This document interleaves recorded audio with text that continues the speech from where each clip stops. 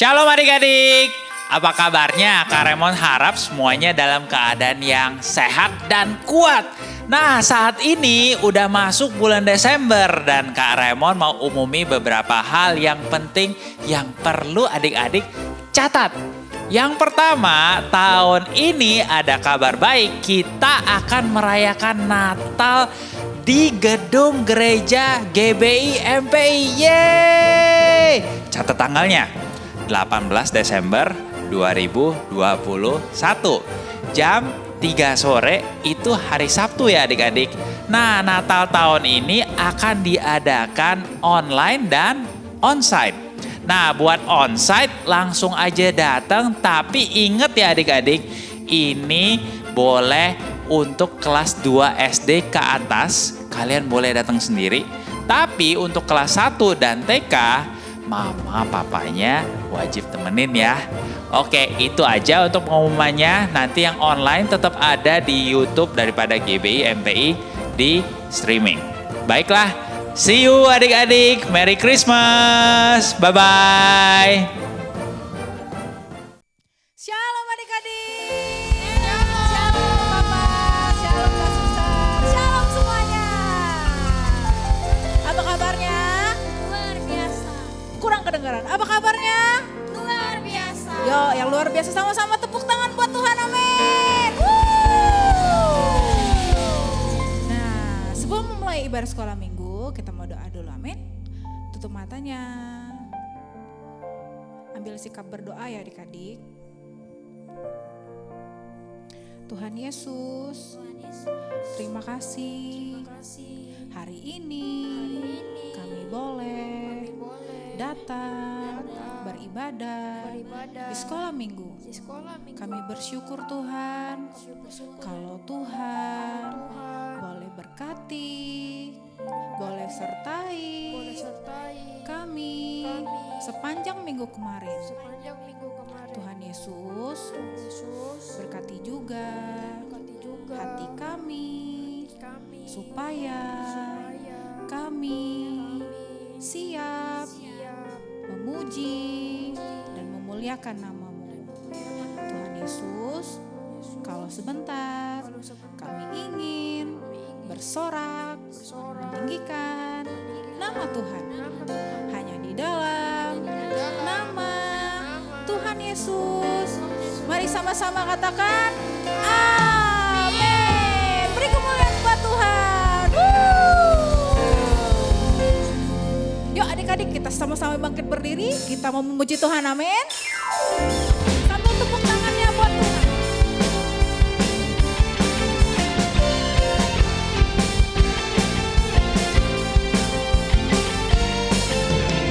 Mari katakan. Kekuatan dan mazmurku, Dia gunung tatu dan keselamatanku. Hanya padamu hatiku percaya. Katakan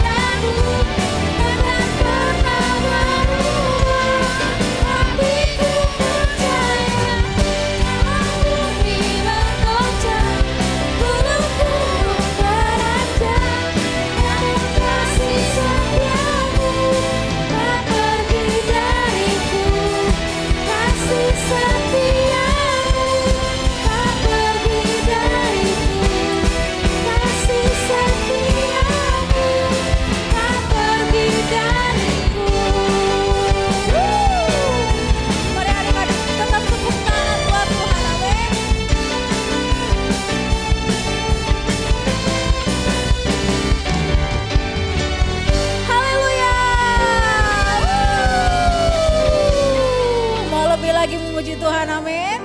Mau lebih lagi, sambil angkat tanganmu buat Tuhan. Mana belum kelihatan tangannya. Sambil angkat tanganmu buat Tuhan, katakan, serukan namanya, Yesus Tuhan Raja, segala kuasa tunduk dalam namanya.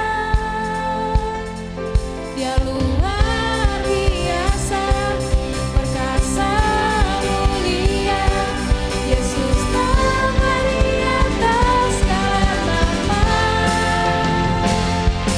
Mari sama-sama kita tepuk tangan buat Tuhan lebih lagi.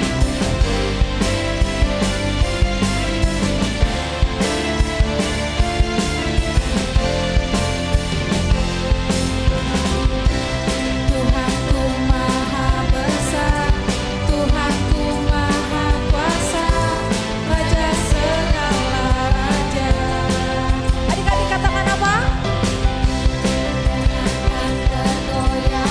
Amin. Dia hidup dan berkuasa.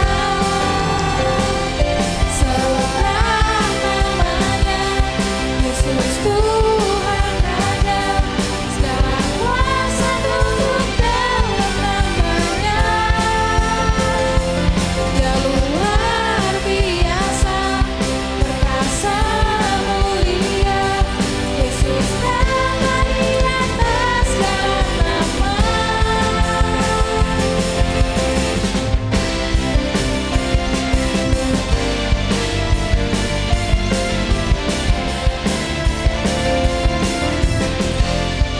Sekali lagi katakan dari awal.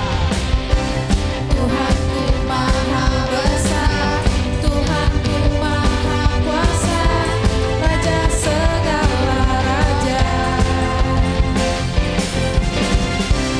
Dia akan tergoyahkan, dia akan terkalahkan, dia hidup dan berkuasa. Serukan namanya, Yesus Tuhan Raja, segala kuasa tunduk dalam namanya. Dia luar biasa, perkasa mulia, Yesus nama di atas segala nama. Namanya Yesus Tuhan Raja, segala kuasa tunduk dalam namanya. Katakan, dia luar biasa, perkasa mulia, Yesus nama di atas segala nama. Serukan namanya, Yesus Tuhan Raja, segala kuasa tunduk dalam namanya. Dia luar biasa, perkasa mulia, Yesus nama di atas segala nama. Yesus nama di atas segala nama. Adik-adik sendiri katakan.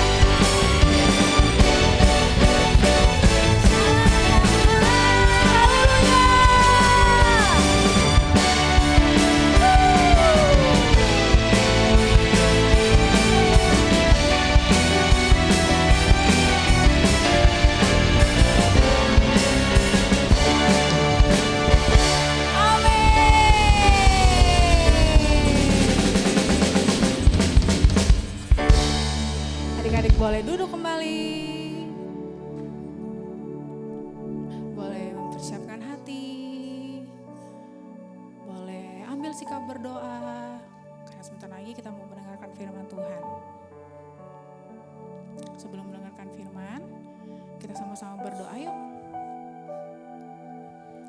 Tutup matamu adik-adik, lipat tangannya. Mari ikutin kakak berdoa. Tuhan Yesus, terima kasih Tuhan, Terima kasih Tuhan.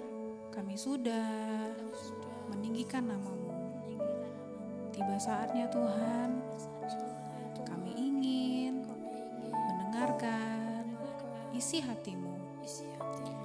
Tuhan Yesus Tuhan Yesus, berkati juga berkati juga tanah hati kami supaya benih firman-Mu bisa bertumbuh dan berbuah. Terima kasih ya Bapa. Hanya dalam nama Tuhan Yesus kami berdoa. Mari adik-adik tetap tutup matamu. Kita mau angkat satu penyembahan ini di hadapan Tuhan. Di tangan-Mu ini janjiku, senap hidupku untuk-Mu. Kau mengatur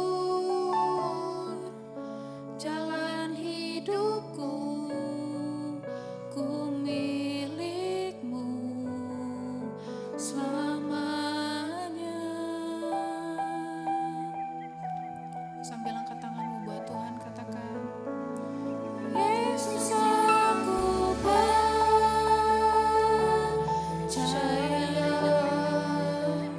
Yesus aku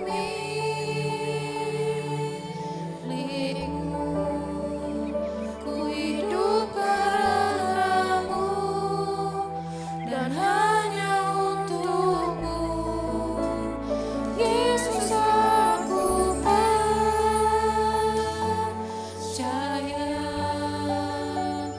Yesus aku milik-Mu, ku hidup karena-Mu dan hanya untuk-Mu selamanya.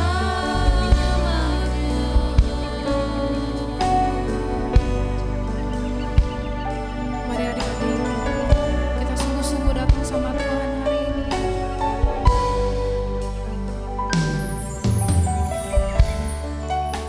Di tangan-Mu ini janjiku, senap hidupku untuk-Mu. Kau mengatur jalan hidupku, ku milik-Mu selamanya. Sambil angkat tanganmu buat Tuhan, katakan adik-adik, Yesus aku percaya, Yesus aku milik-Mu, ku hidup karena-Mu dan hanya untuk-Mu. Yesus aku percaya,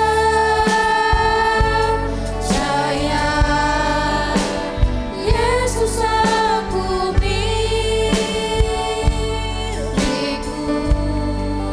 ku hidup karena-Mu dan hanya untuk-Mu. Yesus aku percaya. Mari adik-adik buka suaramu. Yesus aku biarlah yang menjadi penyembahan dari malam hari ini. Ku hidup adik-adik mau belajar percaya sama Tuhan. Yesus aku percaya, benar Yesus ini milik-Mu ya Bapa. Ku hidup karena-Mu dan hanya untuk-Mu selamanya. Katakan, ku menyembah-Mu, ku menyembah-Mu. Mari adik-adik, angkat suaramu buat Tuhan. Hari ini Tuhan Yesus hadir. Tuhan Yesus rindu untuk memeluk setiap adik-adik.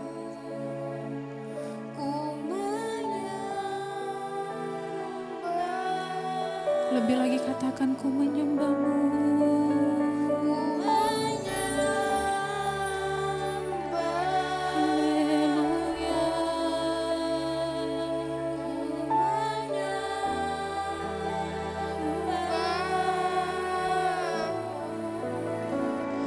Ku menyembahmu.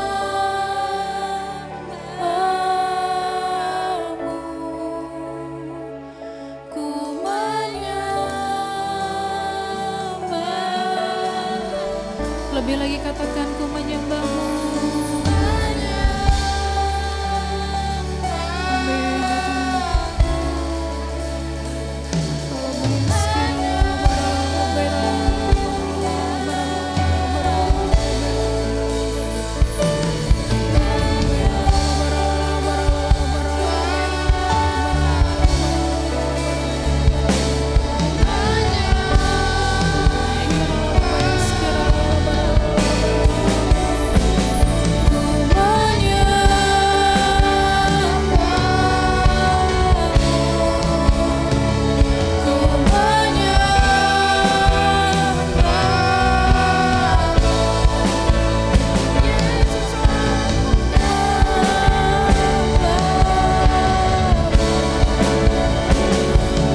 Amin ya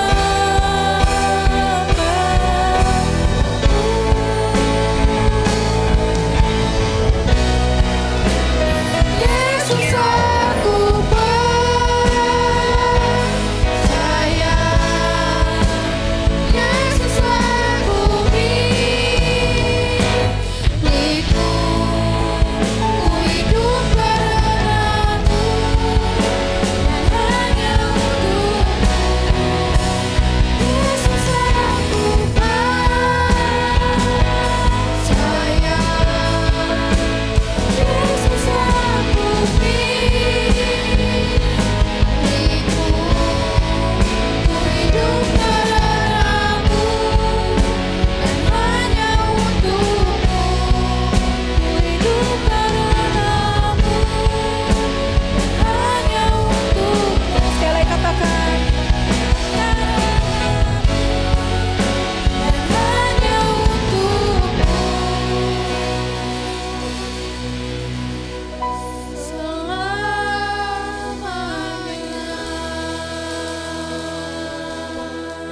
Mari adik-adik, angkat penyembahanmu buat Tuhan.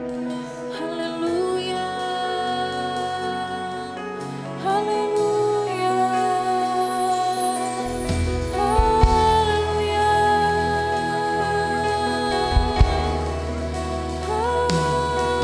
haleluya. Mari adik-adik buka suaramu, ucapkan penyembahan buat Tuhan. Terima kasih, kami sembah Kau, kami sembah Kau. Haleluya, haleluya. Hanya Kau yang layak Tuhan, hanya Kau yang kami sembah. Yesus, ya Bapa, mari adik-adik yang bisa berbahasa roh, mari ucapkan dalam berbahasa roh.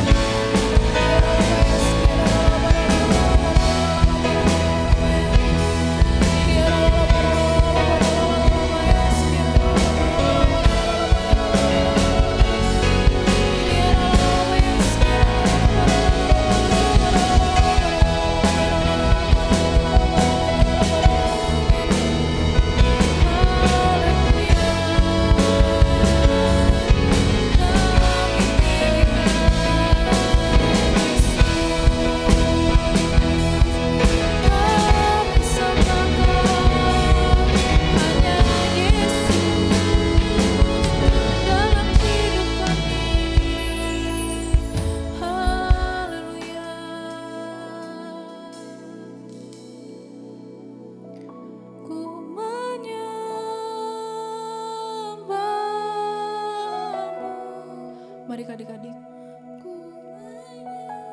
sungguh-sungguh datang sama Tuhan hari ini.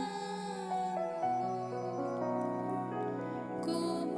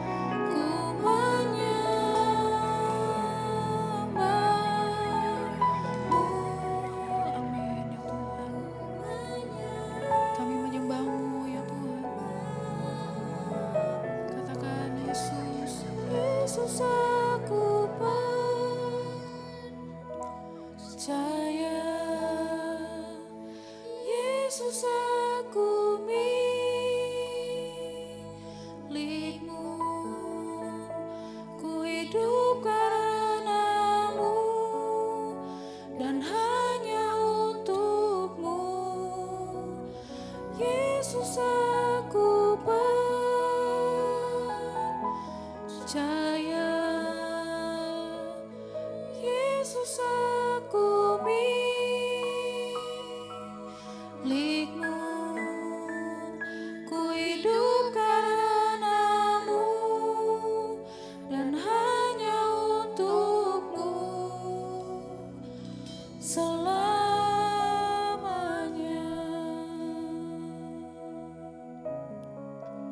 Terima kasih Tuhan Yesus. Terima kasih Tuhan untuk setiap kasih-Mu Tuhan dalam hidup kami. Kami bersyukur Tuhan, Tuhan Yesus boleh selalu ada dalam hidup kami. Terima kasih ya Bapa. Kalau sebentar kami ingin mendengarkan firman-Mu, kiranya Tuhan Kau boleh berkati Kak Sandi akan menyampaikan firman Tuhan. Biarlah Roh Kudus-Mu yang mengurapi setiap hati kami ya Tuhan. Hanya di dalam nama Tuhan Yesus, sama-sama katakan amin.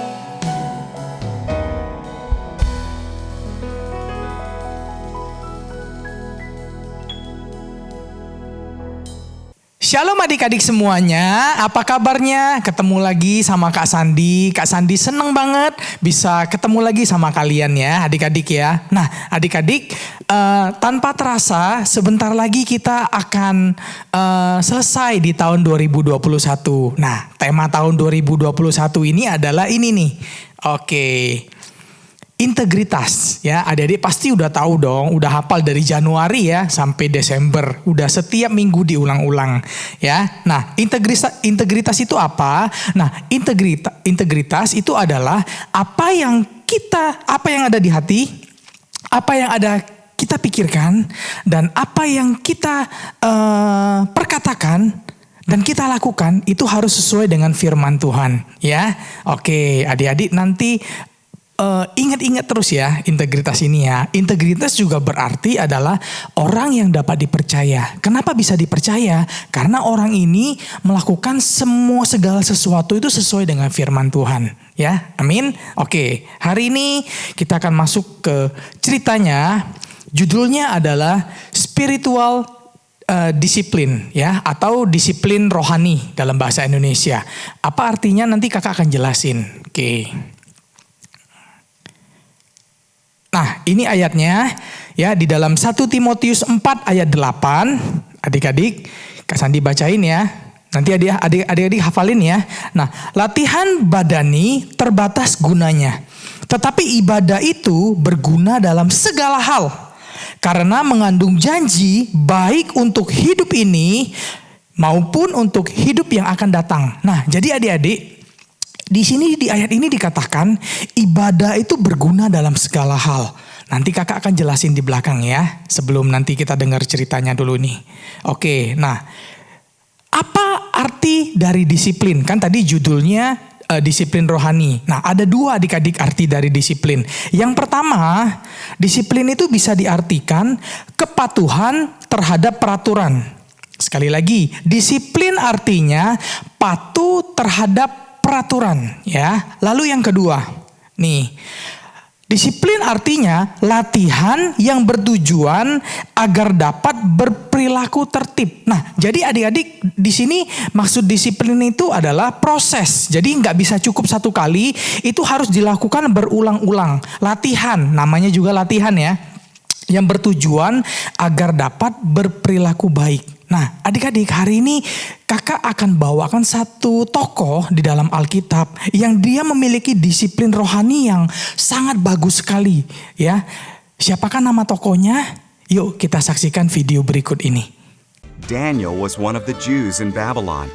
He trusted God and prayed to him 3 times a day. God blessed Daniel and he became a powerful leader in that country. Some leaders were jealous of Daniel, so they made a new law. People could only pray to King Darius. Whoever disobeyed would be thrown into a lion's den. Darius agreed. Daniel still prayed to God and was arrested. Darius was sad. He liked Daniel. He realized he'd been tricked, but couldn't change the law. Daniel was thrown to the lions. The lions roared and crept up to Daniel. Then an angel arrived. It was God who sent him. The angel shut the lions' mouths. Daniel spent the night there unharmed. At daybreak, Darius went to see if Daniel was alive. "God sent an angel to save me," Daniel said. The king was thrilled. Daniel was pulled out of the den. Then King Darius had Daniel's enemies thrown into the den. The lions gobbled them up. King Darius told everyone in his kingdom to honor Daniel's powerful living God.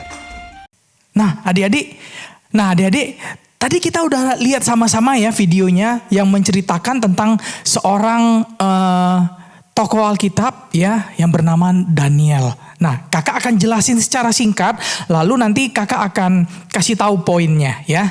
Apa yang bisa kita pelajari dari seorang Daniel ini. Nah, jadi adik-adik, ini ceritanya ketika bangsa Israel itu dibuang ke negeri Babel atau Persia ya. Ini kerajaan yang sangat-sangat besar sekali adik-adik. Buktinya apa? Nanti adik-adik bisa baca ya di Daniel 6. Nah, raja ini mengangkat 120 orang wakil-wakil untuk menjaga kerajaannya. Wah, 120 orang banyak atau sedikit? Banyak adik-adik ya, karena kerajaannya besar. Jadi butuh orang yang banyak. Nah, di antara 120 orang itu diangkat lagi 3 orang yang lebih tinggi lagi ya, menteri atau pejabat tinggi gitu ya ini. Nah, salah satunya yaitu bernama Daniel. Nah, raja ngomong nih sama Daniel, "Daniel, aku angkat engkau ya jadi menteri di kerajaanku." Nah, ketika diangkat jadi menteri, ada orang yang tidak setuju ya. Ada orang jahat adik-adik, dia nggak setuju, mereka tidak setuju ya, karena Daniel ini orangnya jujur, orangnya bertanggung jawab, anti korupsi ya. Dia juga cinta Tuhan ya, dia takut sama Tuhan Allahnya Israel adik-adik. Nah, lalu mereka ini bersekongkol adik-adik.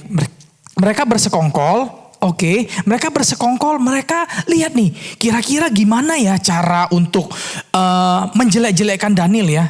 Dicari-cari, nggak ketemu adik-adik. Kenapa nggak ketemu? Karena Daniel ini orang yang perfect sekali, sempurna adik-adik ya. Kecuali dalam hal ibadahnya. Nah, disinilah maksudnya orang-orang jahat ini mereka mulai menghasut raja. Menghasut itu kayak membohongi raja gitu ya, menghasut raja untuk membuat satu peraturan ya, di mana peraturan ini berbunyi di dalam selama 30 hari ke depan nih. Kalau berdoa harus dalam nama raja. Nah, jadi kalau mau berdoa nggak boleh sama Tuhan atau dewa atau apa, nggak boleh.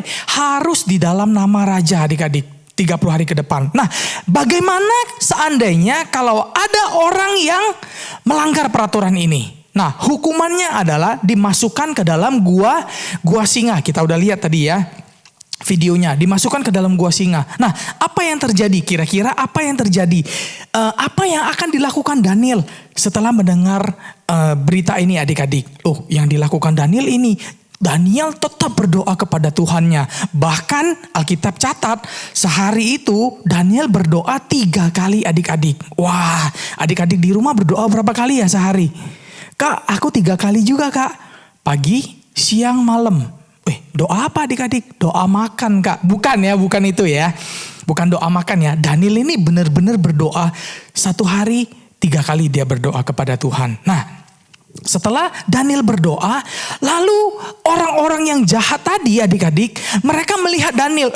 Daniel, dia berani-beraninya dia berdoa kepada Tuhannya ya, kepada Allahnya. Padahal kan peraturan sudah dibuat bahwa semua orang di kerajaan Babel tidak boleh ada yang berdoa kepada Tuhan kecuali berdoa dalam nama raja. Akhirnya orang-orang jahat ini mereka lapor kepada raja. Mereka ngomong, "Raja. Daniel itu raja, kami lihat tadi, dia berdoa loh raja. Berdoa kepada Tuhannya, kepada Allahnya. Padahal kan raja sudah buat peraturan, gak boleh berdoa sama Tuhan." Daniel itu, dia tidak menghormati raja. Dia tidak menghargai raja. Berarti Daniel harus dihukum raja. Waduh adik-adik, ini gawat. Kenapa gawat? Raja ini sebenarnya itu sangat sayang banget dengan Daniel. Kenapa? Karena Daniel ini adalah orang yang bisa dipercaya. Dan Daniel itu bukan hanya satu kali menjadi pejabat tinggi di kerajaan Babel ini. Udah 4 kali adik-adik. 4 kali menjadi menteri. Ibaratnya kalau sudah ganti presiden, ya Daniel tuh tetap menjabat adik-adik. Di presiden yang misalnya nih pada waktu zamannya Ibu Megawati tetap menjabat. Pada zamannya Pak SBY tetap menjabat. Pada zamannya Pak Jokowi tetap menjabat. Berarti artinya orang ini apa kalau orang ini tetap menjabat? Orang ini orang hebat, tetap dipakai, tetap menjadi menteri. Nah inilah Daniel adik-adik ya. Nah lalu raja ini menjadi sedih adik-adik. Kenapa? Karena peraturan yang sudah dibuat ini itu nggak bisa diubah lagi adik-adik ya. Peraturan pada waktu itu kalau udah dicap memakai cincin raja itu nggak bisa ditarik lagi, nggak bisa dibatalkan. Nah artinya Daniel harus menerima hukuman adik-adik. Nah lalu raja berpikir nih, aduh gimana ini caranya nih mau menyelamatkan Daniel dari gua singa ini. Daniel pasti mati kalau masuk ke gua singa. Kenapa adik-adik? Ya namanya singa kan hewan buas ya. Adik-adik pernah nggak liburan pergi ke taman safari atau ke kebun binatang manapun. Nah, waktu memasuki kawasan yang ada singanya, misalnya di dalam mobil, pasti ada saran ya, ada perintah bahwa tidak boleh membuka kaca jendela mobil. Kenapa? Karena berbahaya. Jangankan buka kaca jendela, jangankan ini turun ya, turun dari mobil, buka kaca jendela aja nggak boleh, betul nggak? Karena berbahaya. Ini hewan buas adik-adik ya. Nah, Daniel harus dimasukkan ke dalam gua singa yang isinya singa-singa lapar. Waduh, itu raja sangat sedih sekali. Dia berpikir, waduh Daniel udah pasti meninggal nih. Daniel udah pasti mati nih dimakan oleh singa-singa ini. Nah, lalu dengan terpaksa Daniel ditangkap. Waktu dia lagi di rumah dia ditangkap. Daniel, ayo angkat tangannya, ikut kami.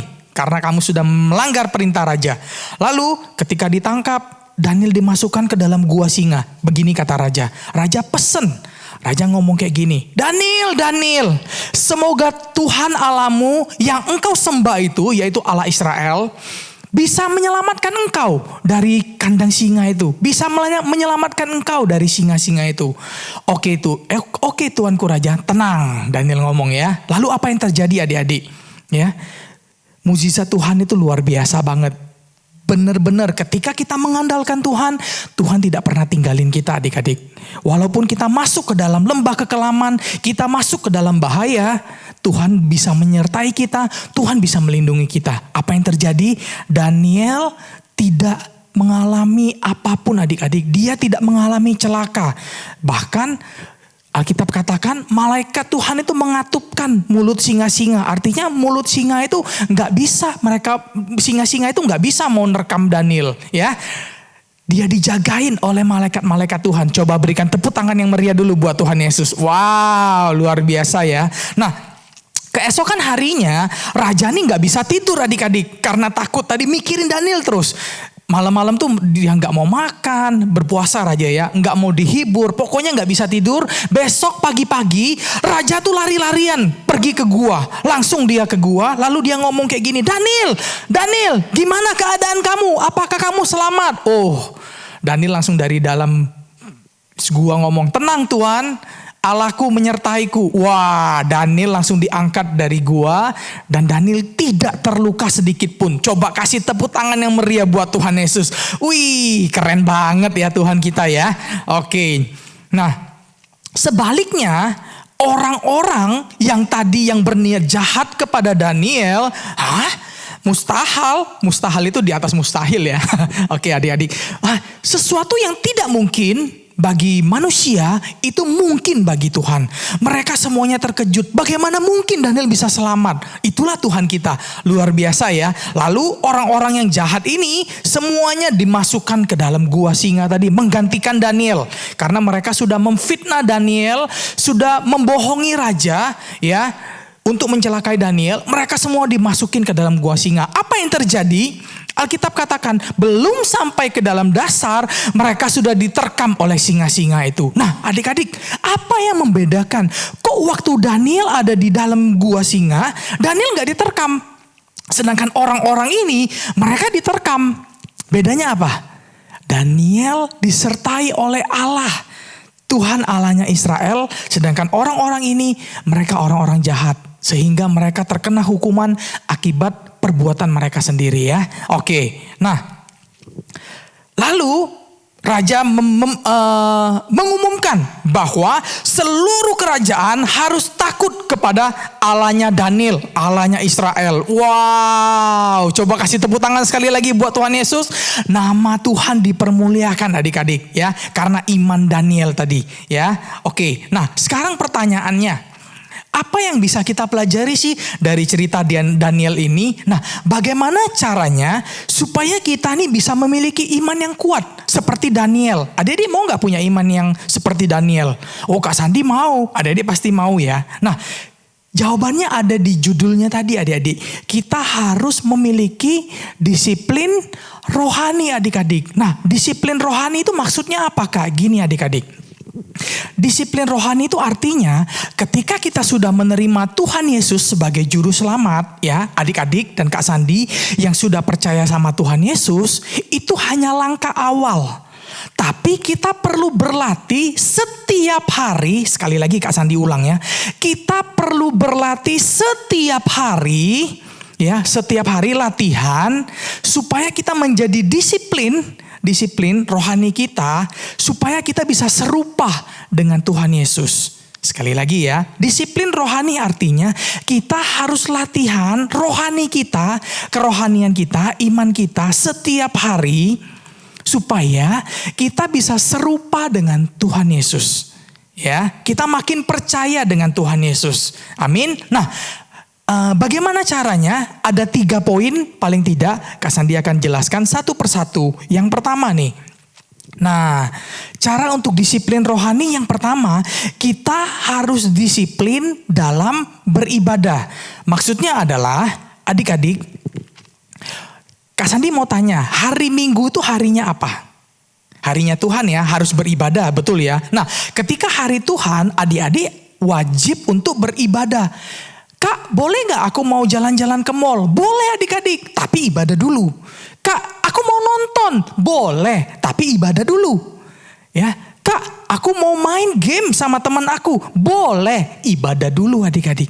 Ya, setelah adik-adik beribadah, kalau adik-adik disiplin ibadah setiap minggu adik-adik beribadah, adik-adik luar biasa. Iman kalian akan timbul. Kenapa? Waktu ibadah, adik-adik datang ke gedung gereja ataupun adik-adik ibadah online kayak gini, ya. Adik-adik bersekutu. Waktu kalau onsite ya, kalau onsite adik-adik onsite. Adik-adik bersekutu artinya adik-adik kumpul ibadah bareng-bareng dengan teman-teman kalian, ya. Kumpul, nanti iman kalian akan tumbuh.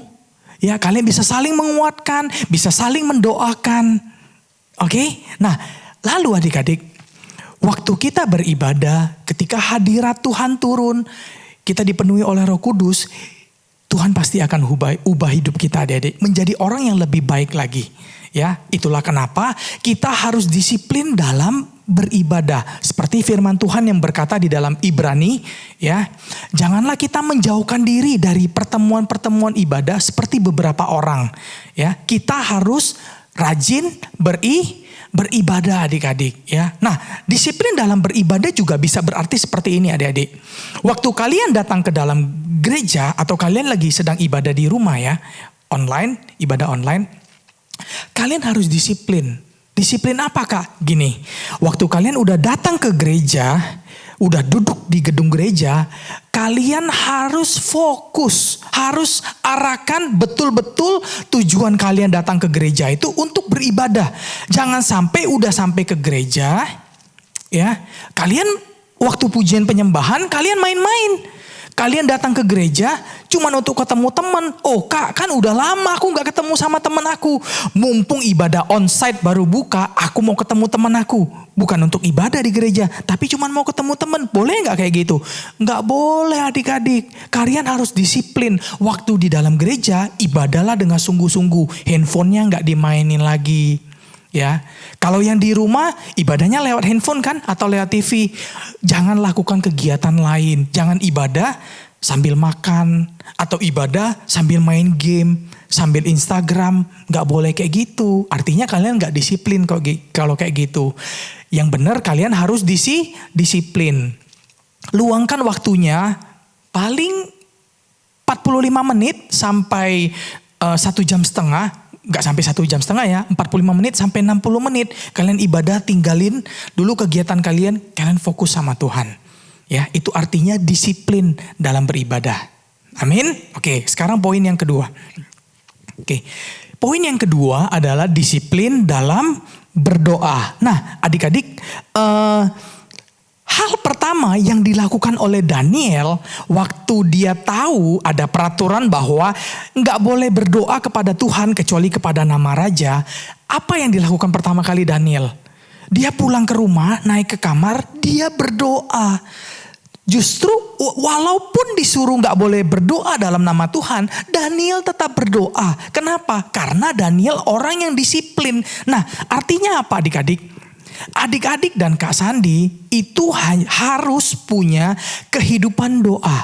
Kak, kenapa harus berdoa, Kak? Nah, doa ini adalah satu alat atau satu cara yang diberikan Tuhan bagi adik-adik dan Kak Sandi untuk kita bisa ngobrol sama Tuhan. Untuk kita bisa cerita sama Tuhan, kita bisa menaikkan ucapan syukur sama Tuhan. Nah, sekarang Kak Sandi mau tanya nih sama adik-adik. Kalau adik-adik mau ngomong sama Tuhan gimana kalau nggak melalui doa? Gimana? Pujian penyembahan, oke, bisa juga. Tapi yang paling tepat itu melalui doa. Betul ya, melalui doa. Nah, doa itu ibarat gini loh adik-adik. Kenapa harus setiap hari? Harus setiap hari ya doanya ya. Ya, harus setiap hari. Kenapa? Doa tuh ibarat charger. Tahu charger? Charger tahu ya. Kalau kalian punya handphone, itu harus dicas gak setiap hari? Harus dicas. Apa yang terjadi kalau handphone kalian udah lowbat, terus kalian gak cas? Gak bisa dipakai dong. Handphonenya mati dong, bener ya. Kalau udah dicas lagi, begitu dia penuh, kalian bisa pakai lagi, betul ya. Nah, sama adik-adik, waktu kita jalani hari-hari kita, ya, kita ketemu orang, kita ketemu masalah, kita adik-adik kalau di sekolah banyak tugas, mungkin ada juga kena marah papa mama, kena ejek temen dan sebagainya. Baterai adik-adik itu bisa habis, bisa lowbat. Tenaganya bisa habis, semangatnya bisa habis. Nah, bagaimana cara cas lagi supaya adik-adik bisa positif lagi, bisa semangat lagi, bisa tetap adik-adik menjadi anak-anaknya Tuhan? Gimana caranya? Caranya dengan berdoa adik-adik. Adik-adik datang sama Tuhan. Wah, misalnya waktu adik-adik diejek nih oleh teman. Adik-adik boleh cerita sama Tuhan. Pulang nih, jangan cerita ke orang lain. Cerita ke media sosial, update status. Wah, aku tadi di ini. Gak boleh ya adik-adik anak Tuhan ya. Nah, kalian doa sama Tuhan. Tuhan, tadi aku di sekolah aku diejek nih oleh temen aku. Gimana Tuhan? Nanti Tuhan akan kasih tahu. Ya, Tuhan akan berikan kalian damai sejahtera. Tuhan pasti akan menyuruh kalian untuk sabar dan mengampuni orang-orang yang mengejek kalian. Loh, kok gitu Kak? Nanti Kak Sandi jelasin di poin ketiga. Sebentar ya, sebentar. Nah, terus adik-adik, waktu kalian ada masalah, papa mama mungkin sering ribut, kalian lihat. Mungkin kalian gak bisa bantu ya, karena kalian masih kecil, bener gak? Mau bantu papa mama gimana? Gak bisa bantu. Satu yang bisa kalian lakukan. Kalian bisa berdoa adik-adik.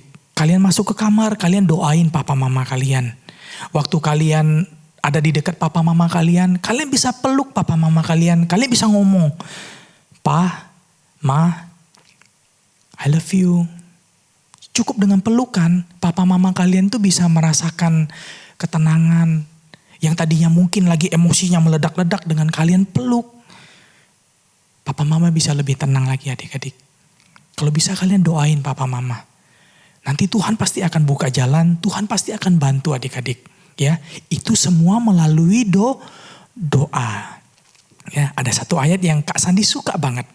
Doa orang benar bila dengan yakin didoakan sangat besar kuasanya. Kak Sandi percaya ketika adik-adik berdoa, adik-adik tuh punya kuasa loh. Kalau adik-adik berdoa, Tuhan pasti akan jawab. kuasa Tuhan akan bekerja. Amin. Oke, itu poin yang kedua ya. Yang pertama tadi poinnya apa? Poinnya apa? Disiplin dalam beribadah. Yang kedua, disiplin dalam berdoa. Yang ketiga, yang terakhir, poin yang terakhir nih, Kak Sandi mau jelasin, yaitu disiplin dalam berbuat baik. Nah, adik-adik, kalau ditanya nih, kalau misalnya ditanya ya, Alkitab ini, kan tebel nih, Alkitabnya tebel ya. Kalau diambil intisarinya Alkitab ini misalnya, intisarinya apa sih dari Alkitab setebel ini? Satu kata aja adik-adik, inti dari seluruh Alkitab ini. Yaitu K-A-S-I-H, intinya satu, kasih. Di dalam Yohanes 3 ayat 16 dikatakan, karena begitu besar kasih Allah akan dunia ini, sehingga ia mengaruniakan anaknya yang tunggal, supaya setiap orang yang percaya kepadanya tidak binasa, melainkan beroleh hidup yang kekal. Nah, ada satu pribadi yang mengasihi dunia, mengasihi adik-adik, mengasihi Kak Sandi, yang mau berbuat baik sama Kak Sandi dan adik-adik, supaya kita nggak masuk ke dalam neraka. Tuhan datang ke dunia, dia selamatkan kita. Itu Tuhan Yesus. Itulah mengapa Tuhan itu penuh kasih. Ajarannya juga ajaran penuh kasih. Tuhan selalu mengajarkan kita untuk berbuat baik.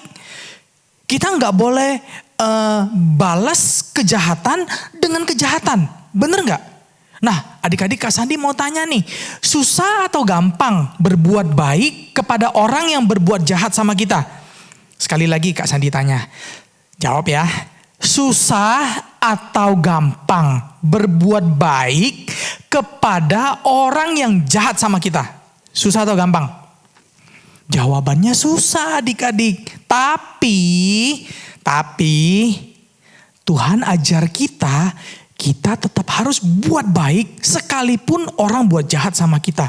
Loh Kak, ada ayatnya nggak? Ada adik-adik nih. Kak Sandi kasih lihat nih. Oke, Lukas 2 ayat 27. Kasihilah musuhmu, berbuatlah baik kepada orang yang membenci kamu. Loh, ayat ini agak aneh ya. Kok disuruh kasihilah musuhmu, berbuatlah baik kepada orang yang membenci kamu. Biasanya kita nih buat baik kepada orang yang buat baik dengan kita. Bener gak? Kalau ada orang kasih kita makanan, kita bales kasih makanan. Bener ya? Kalau ada orang yang muji kita bales puji balik. Nah, tapi kalau ada orang yang buat jahat sama kita, orang yang benci dengan kita, biasanya kita akan membalas. Betul ya? Betul apa betul? Ya, enggak. Ini Tuhan ajar nih, kasihilah musuhmu. Artinya kita harus buat baik sekalipun orang benci kita. Inilah yang namanya disiplin atau latihan rohani adik-adik. Enggak bisa dilakukan sekali, memang mungkin awalnya kita gagal, Kak. Itu nah Kak, setiap hari Kak itu ejek aku di sekolah. Kalau aku datang ke sekolah ketemu dia pasti ejek aku Kak. Aku benci Kak, aku dendam. Hari ini mungkin adik-adik dengar firman ini, adik-adik memutuskan, oh iya Kak, aku mau ampuni dia. Mungkin waktu besok ketemu dia, adik-adik gak bisa langsung ampuni. Masih benci sama orang itu, masih benci sama temennya. Gak apa-apa adik-adik, coba lagi.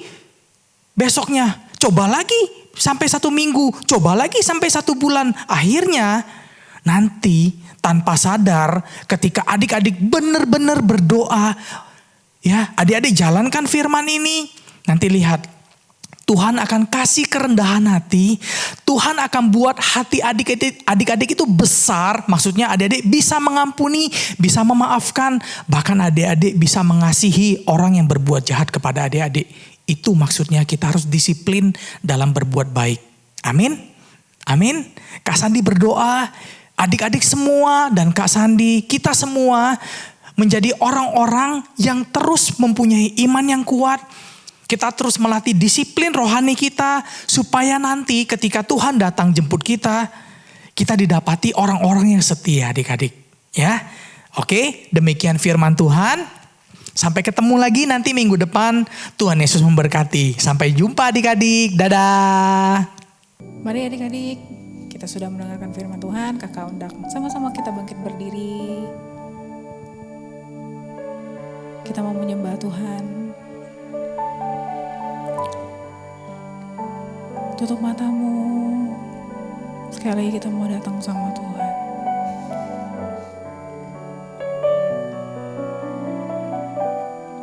Yang sudah hafal lagunya boleh tutup matanya. Kita nyanyi sama-sama.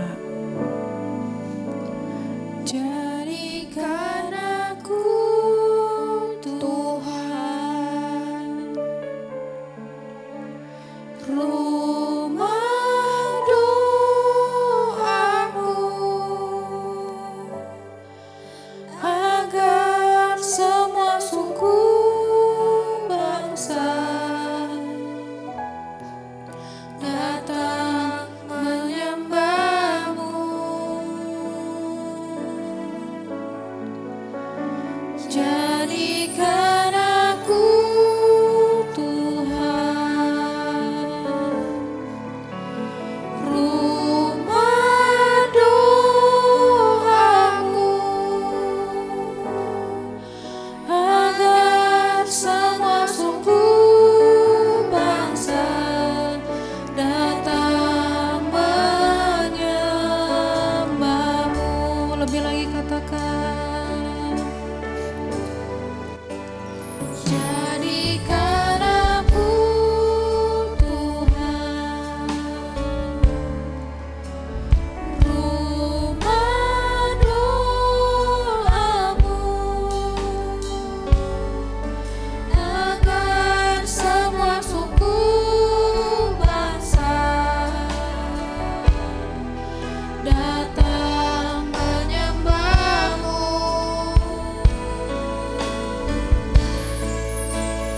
Jadikan aku Tuhan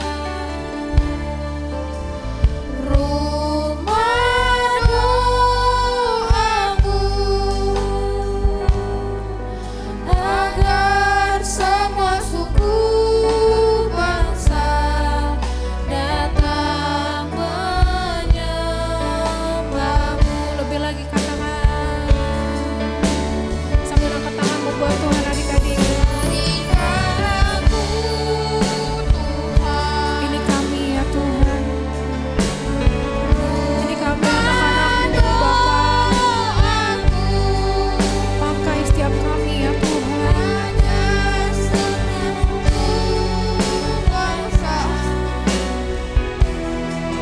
Datang menyembahmu. Jadikan aku Tuhan rumah doamu, agar semua suku bangsa datang menyembahmu, agar semua suku bangsa datang menyembahmu. Lebih lagi katakan, agar semua suku bangsa datang menyembahmu.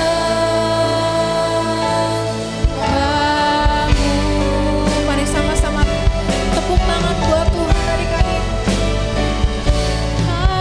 Haleluya.